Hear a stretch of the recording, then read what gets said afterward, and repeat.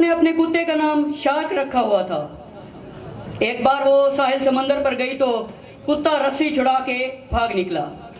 वो इसके पीछे पीछे शार्क शार्क कहते भागी और वहां मौजूद सब लोग ये समझकर भाग गए कि सचमुच में वहां कोई शार्क है।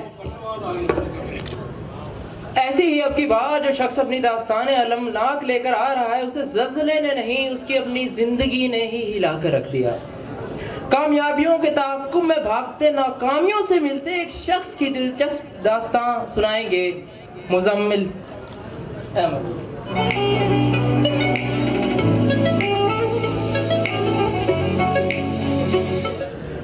कहते हैं कि दुआ हर चीज बदल देती है और फिर उसने अपना नंबर बदल लिया। तो पहला शेर मैं अपने सीआर की नजर करूंगा अब्दुल्ला भाई के माना कि इश्क एक बहुत बड़ा मर्ज है, माना कि इश्क एक बहुत बड़ा मर्ज है। अब्दुल्ला काला तो मैं भी हूं, आपका तो बेड़ा ही गर्क है।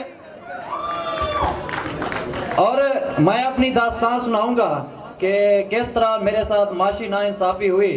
तो शुरुआत यूं होती है कि कल रात डेंगी ने मुझे काटा, ये उसका जनून था।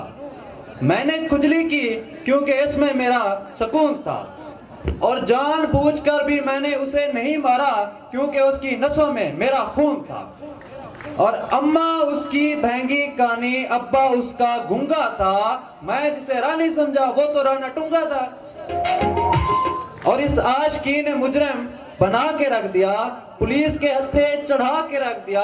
उन्होंने पैंट में छोड़े चूहे, पांचे किए बंद और फिर हिला के रख दिया। तो मेरे बाबर आजम जैसे हसीन भाइयों और एनाकोंडा जैसी संगीन बहनों, मेरी आज की तकरीर प्रवीण के नाम। जनाब सदार, ये उन दिनों की बात है जब हम थे उन पे नजरें जमाए, आंखों पे चश्मा लगाए, दांतों में उंगली दबाए, और वो जब यूनिवर्सिटी ऑफ एजुकेशन में आए तो हाय हाय हाय। जनाब सदार, मैंने उनको देखा, उन्होंने दूसरी तरफ देखा। मैं जब मुस्कुराया उन्होंने मुंह बनाया, लेकिन जब मैं खिलखिलाया तो टिक टिक का पान मिसाल हम दोनों ने खाया, बड़ा मजा आया। तो फिर दूर से उसने मारा गोला, होने वाला था कोई रोला, लड़की थी या गोर में कोला, है मेरे मौला है मेरे मौला। जुल्फें उसकी गीली गीली, साड़ी उसकी नीली पीली, चाल थी उसकी ढीली ढीली। मेरे हाथ में उस वक्त पेचकस नहीं था, और पेचकस ढूंढते ढूंढते उसने चमकाई प्यार दी वंग माया, लट्ठे दी चादर उत्ते सलेटी रंग माया। फिर इतवार की रात हुई, हमारी पहली मुलाकात हुई। दोनों एक दूसरे के इतना करीब आते हैं जैसे फाइनल के दिन हम नोट्स के करीब आते हैं। वो आगे बढ़ी, मैंने तो कुर्सी पड़ी।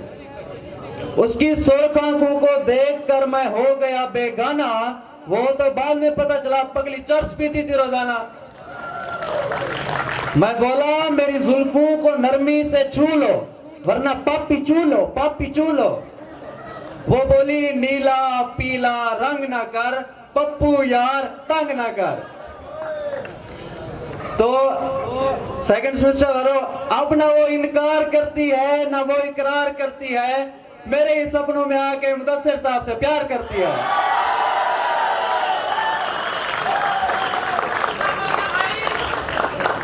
फिर खांसी की दवा वक्त पे ना लो तो टीबी बन जाती है, महबूबा वक्त पे ना बदलो तो बीवी बन जाती है।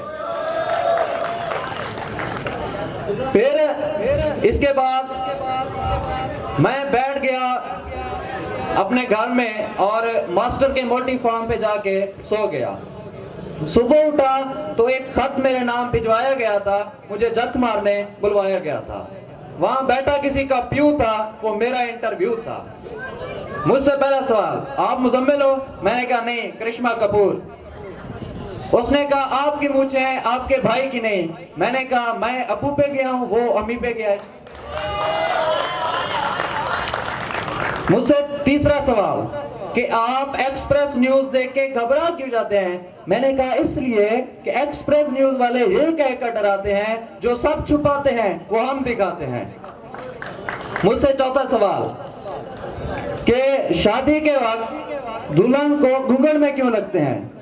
मैंने कहा इसलिए कि किसी के मुंह से ये ना निकले, ओए ये तो मेरी वाली है।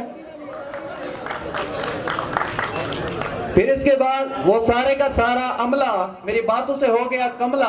अजीब था उनका रिएक्शन, मेरी हो गई रिजेक्शन।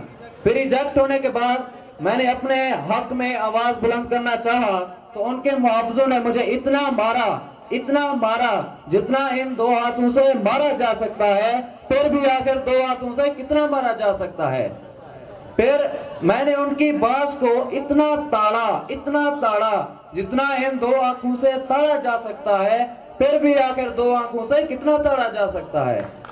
और फिर ताड़ने के बाद मैं वहां से इतना भागा जितना इन 2 टांगों से भागा जा सकता है।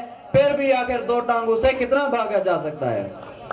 फिर भागने के बाद सूरज की किरणों ने मेरी आंखों को चमका के रख दिया, दबोचा पुलिस ने और मेरे घुटनों को हिला के रख दिया।